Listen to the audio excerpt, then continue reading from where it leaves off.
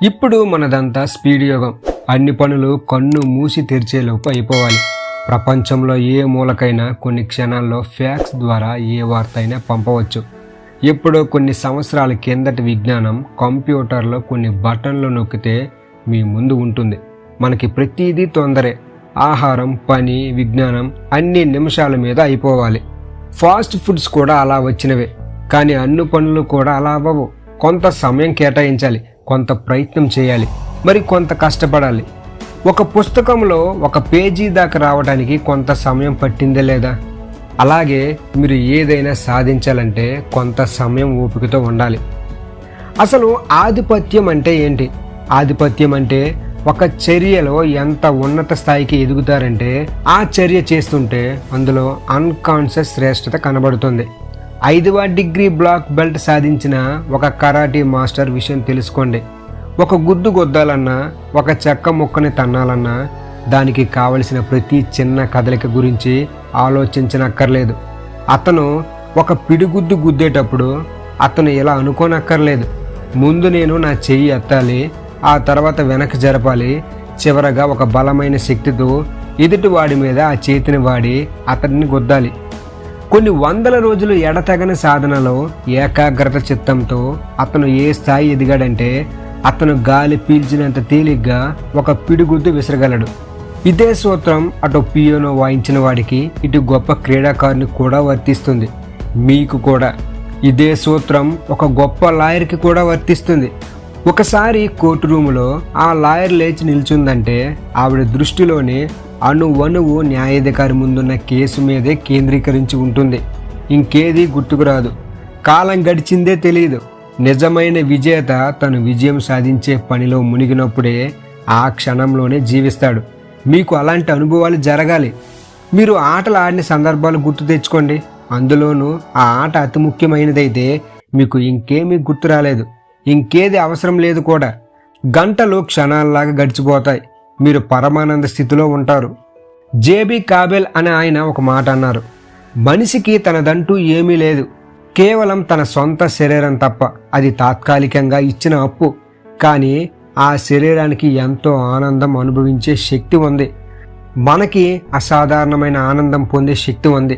తన పని చేస్తున్నప్పుడు చేతిలోంచి గడియలు ఆనందంగా జారిపోతుంటే ఆధిపత్యం ఉన్న వ్యక్తి పరిస్థితిని ప్రవాహపు స్థితి, స్టేట్ ఆఫ్ ఫ్లో అంటారు. అది మీరు పెంపొందించుకోవచ్చు.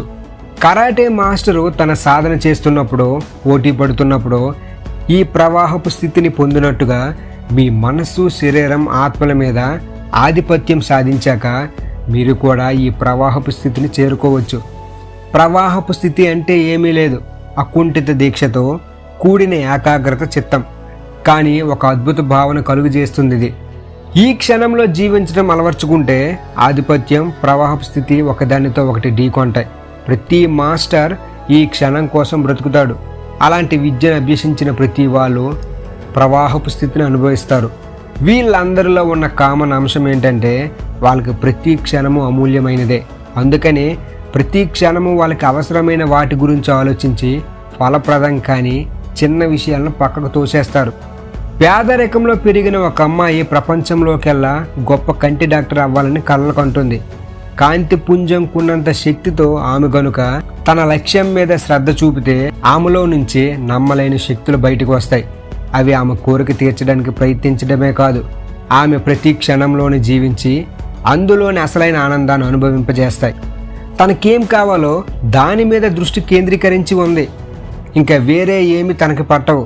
సరైన గమ్యం వైపు తన దృష్టి అంతా గట్టి పట్టుదలతో నిలిపి ఉండటం వల్ల సాధ్యమవుతుంది. అది కొంచెం ఆటంకం వస్తే చాలు, ఒక సగటు మనిషి బోలుడు బెంగపడిపోయి మానసికంగా కృంగిపోయి తనలోని సామర్థ్యాన్ని మర్చిపోయి పక్కదారి పట్టేస్తాడు. కానీ ఈ స్త్రీ అలా చేయదు. ఆమెకి ప్రకృతి సూత్రాలు తెలుసు, మనసు ప్రకృతి తెలుసు. తన మనసుకి తన సక్సెస్ మెకానిజం నేర్పింది. అలాంటి మనస్సు విజయం వైపే మొగ్గు చూపుతుందని, తన చెప్పు చేతల్లో తన మనసు ఉంటుందని ఆమెకు తెలుసు. అందుకని తన లక్ష్యం సాధించడానికి అకుంఠిత దీక్షతో ముందుకు అడుగు వేస్తుంది. ఆమె ఆధిపత్యం వైపు దృష్టి సారిస్తుంది.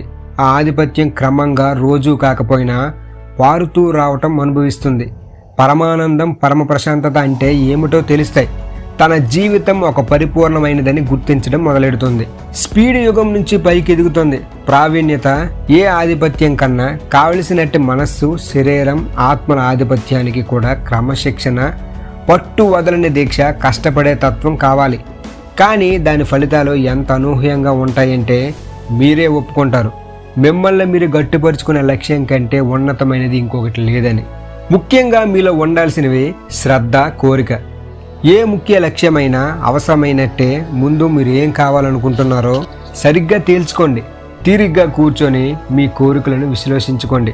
మీ కోరిక ఉన్నతమైనదైనా, ఫలప్రదమైనదైనా, మీరు అనుకున్నది సాధించడం వల్ల మీరు పొందే లాభాలేంటి, అది తేలాక ఆధిపత్యం సాధిస్తానని నిర్ణయం తీసుకోండి. మీ లక్ష్యం చేరడానికి ఏది అవసరమైతే అది చేస్తానని మీతో మీరు ఒక ఒప్పందానికి రండి. మీరు అనుకున్నది సాధిస్తే ఎంత ఆనందంగా ఉంటుందో ఒకసారి ఊహించుకోండి. అలా చేస్తే మీలో పెరిగే ఆత్మవిశ్వాసం ఊహించుకోండి. మీలో సత్ప్రవర్తన ఉంది. మీకేం కావాలో అది సాధించడానికి ముందడుగు వేయండి. రెండవదిగా జ్ఞానం, శిక్షణ. ముందు మీకేం కావాలో తేల్చుకున్నాక మీరు సాధించాలనుకున్న లక్ష్యాన్ని సంబంధించిన విజ్ఞాన భాండాగారం అవ్వాలి. మీరు తెలుసుకోవాలనుకున్న దానికి జవాబు సిద్ధంగా ఉంది. జీవితంలో చేసే తప్పులు ఎవరో ఒకరు చేసేశారు. మళ్ళీ మీరు తప్పులు చేసే అవసరం ఉంటుందంటారా? ఆధిపత్యం సాధించిన వారితో మాట్లాడండి. వాళ్ళ విజయ రహస్యం ఏమిటో కనుక్కోండి. మీకు కావలసిన మార్గంలో వెళ్ళటానికి, ఏం చేయాలో తెలుసుకోవటానికి ఆ విషయం మీద ఉన్న పుస్తకాలు చదవండి. సెమినార్లకు వెళ్ళండి. వీలున్నంత ఎక్కువ విషయ సేకరణ చేయండి. మీకు నేర్పిన పాఠాన్ని శ్రద్ధగా వినండి. ఆ నేర్చుకునేదేదో అంతులేని ఆనందంతో నేర్చుకోండి. అలా చేస్తే మీరు ఎప్పటికీ నిరాశ చెందరు. మీ జీవితం ఒక ఉత్తేజపరిచే సాహస యాత్ర అవుతుంది. మూడవది కైజన్, నిరంతర సాధన. కైజన్ అంటే నిరంతర, అంతులేని అభివృద్ధి. మీకు పరిపూర్ణ స్వయం ఆధిపత్యం రావాలంటే, మిమ్మల్ని మీ శక్తిని పెంచుకోవాలంటే ప్రతిరోజు ఎంతో కొంత చేయాలి. దీనికి ఇంకో పేరే సాధన. దీని ద్వారా మంచి అలవాట్లు ఏర్పడతాయి. అవి మిమ్మల్ని మీరు కోరుకున్న ఉన్నత శిఖరాలకి చేరుస్తాయి. బ్లాక్ బెల్ట్ కావాలనుకున్న కరాటే విద్యార్థి క్రమం తప్పకుండా ప్రతిరోజు సాధన చేస్తూనే ఉండాలి. మొదట్లో ఆ సాధన కష్టంగాను, బండ చాకిరిలాగాను ఉంటుంది. నేను ఎందుకు ఇంత కష్టపడుతున్నాను అనుకుంటాడు విద్యార్థి. కానీ 3 వారాలు వదలకుండా చేస్తే అతనే మార్పును గుర్తిస్తాడు. అప్పుడు సాధన తేలికవుతుంది. అతనిలోని శక్తి, ఓర్పు పెరుగుతాయి. అప్పుడు ఈ పద్ధతి తేలిగ్గానే ఉంటుంది. తేలిగ్గా అనిపించేసరికి ఆత్మవిశ్వాసం పెరిగి తను చేసే పనిలో ఆనందం అనుభవించడం మొదలెడతాడు. అంటే ఆ విద్యార్థి ఆధిపత్యం సాధించడానికి అతి చేరువలో ఉన్నాడన్నమాట. తప్పకుండా తన లక్ష్యం చేరుకుంటాడు. మన అలవాట్లలో ఏ చిన్న మార్పు చేసినా మొదట్లో ఇబ్బందికరంగానే ఉంటుంది. అది వ్యాయామం అవని, ధ్యానం అవని. స్వయం అభివృద్ధి కోసం మీ మనసుని కొత్త ఆలోచనలతో నింపే దినచర్య, అవన్నీ మొదట్లో కష్టంగానే ఉంటాయి. కానీ మీకు ఎదురైన కష్టాన్ని దాటి ఒక అడుగు ముందుకు వేసినప్పుడల్లా మీరు కొంత బలం పుంజుకుంటున్నారన్నమాట. అప్పుడు మీరు రెండోసారి చేయడం కొంచెం తేలికవుతుంది. నాలుగవది పట్టు వదలని దీక్ష. సవాలు లేకుండా, ఆటంకాలు లేకుండా ఏ మార్గం ఉండదు. ఇది ప్రకృతి సహజం. చిన్న ఆటంకాలు మీకు పరీక్ష పెట్టి మీరు మారే అవకాశాన్ని ఇచ్చి మీ ఎదుగుదలకు తోడ్పడతాయి. ఒక్కసారి మీ జీవితంలో ఎదురైన సమస్యలన్నిటినీ పునఃపరిశీలించుకోండి. వాటిలోని ప్రతి ఒక్కదాని నుంచి మీరేమైనా గుణపాఠం నేర్చుకున్నారా? చాలామంది నేర్చుకున్నారు. అయినా ఒక సగటు మనిషి సమస్యలని భయంకరమైన ప్లేగు వ్యాధిలాగా భావించి వాటి జోలికి పోడు. అలా చేయకూడదు. సమస్యలని ఎదురెళ్ళి ఆహ్వానించాలి. ప్రతి సమస్య ఎప్పుడో అప్పుడు తీరిపోతుంది. అది తీరిపోయే ముందు మనకి ఒక జ్ఞానోదయం కలగజేసి మారిపోతుంది. ఆ జ్ఞానాన్ని మనం వేరే రంగంలో వినియోగించుకోవాలి. స్వయం ఆధిపత్యం సాగించడానికి ముఖ్యమైన మార్గం నిరంతర శ్రమ. ఆగకుండా ముందుకు సాగిపోయే వ్యక్తిని ఏ అడ్డంకి కూడా ఆపలేదు. ప్రతి సమస్యకి ఒక మార్గం ఉండి తీరుతుంది. మీరు ఏదైనా ఖచ్చితంగా కోరుకుంటే అది సాధించడానికి తప్పకుండా మార్గం దొరికి తీరుతుంది. నిరంతర శ్రమ లేకుండా ఎవరూ విజయం సాధించిన దాఖలాలు లేవు. ఈ లక్షణం పెంచుకోండి. మిమ్మల్ని ఎప్పుడూ నిరాశపరచదు. నేను మీకు ప్రతి వీడియోలో చెప్పింది ఏంటంటే, మీ మైండ్ని ఎప్పుడూ ట్రైన్ చేసుకోండి. నిరంతర శ్రమ అంటే మీ శరీరాన్ని కష్టపెట్టేమని కాదు. మీ మైండ్ని ట్రైన్ చేసుకుంటే చాలు. మీ మైండే మీకు మార్గాలను చూపిస్తుంది, మిమ్మల్ని పని చేయించేలా చేస్తుంది. అతి సులభంగా, అతి ఓపికగా. ఈ వీడియో కానీ మీకు ఉపయోగపడినట్లయితే మన ఛానల్ని లైక్ చేయండి, షేర్ చేయండి, సబ్స్క్రైబ్ చేయడం మాత్రం మర్చిపోకండి. Thank you everyone.